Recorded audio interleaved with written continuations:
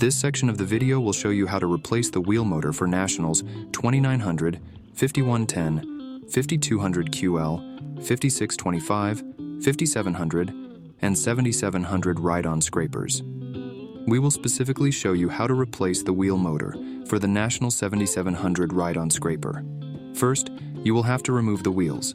For National's 2900, 5110, 5200 QL, 5625, 5700 machines, the hydraulic hose is attached directly to the wheel motor. For National's 7700 machine, the hose is attached to a block that is attached to the top of the wheel motor.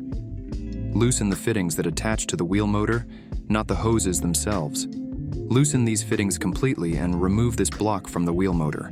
Set the block aside, with the hoses still attached.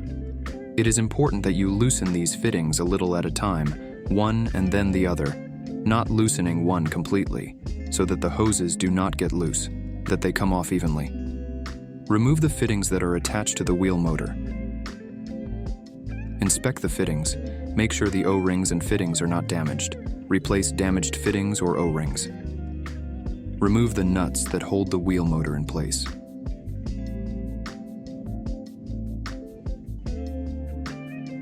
Lift the wheel motor out and dispose of the wheel motor in accordance with local laws and regulations.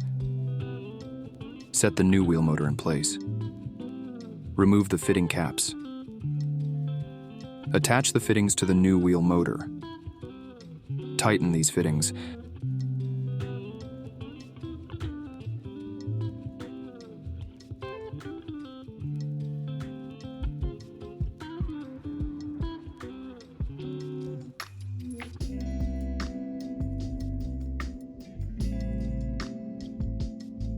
Attach the nuts that hold the wheel motor and tighten.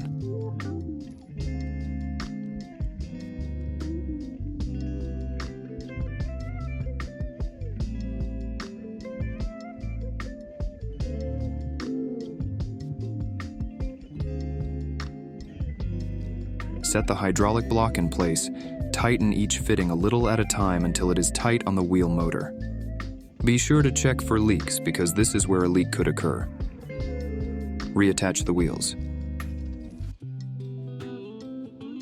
This section of the video will show you how to replace the wheel motor on the 8000 ride-on scraper. First, you will need to remove the wheels. Remove the rear plate from the machine using your impact gun.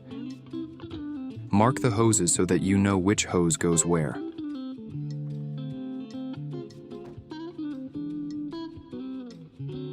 Remove the innermost hose.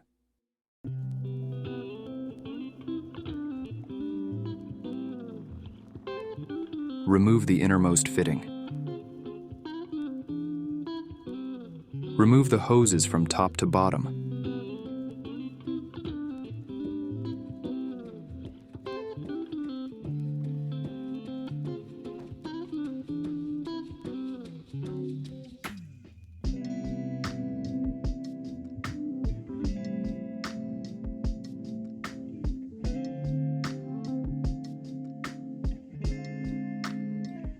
Remove the fittings from top to bottom.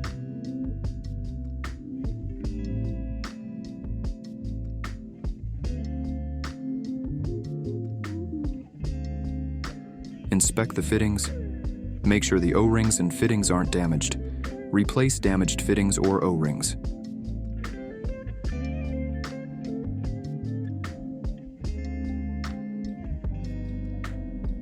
Remove all the nuts that hold the wheel motor in place.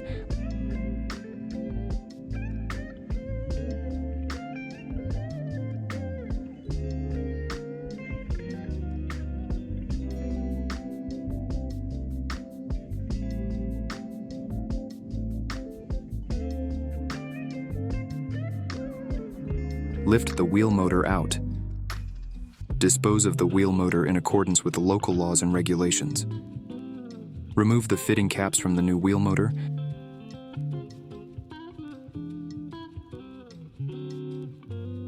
Lift the new wheel motor into place. Attach the nuts that hold the wheel motor. Tighten all the nuts that hold the wheel motor in place. Attach the fittings to the wheel motor from bottom to top.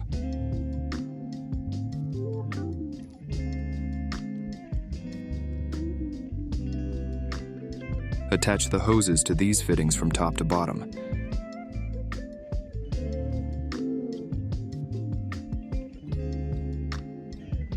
Attach the innermost fitting. Attach the hose to this fitting. Tighten the hose on the fitting. Wipe up any leaks. Attach the rear plate.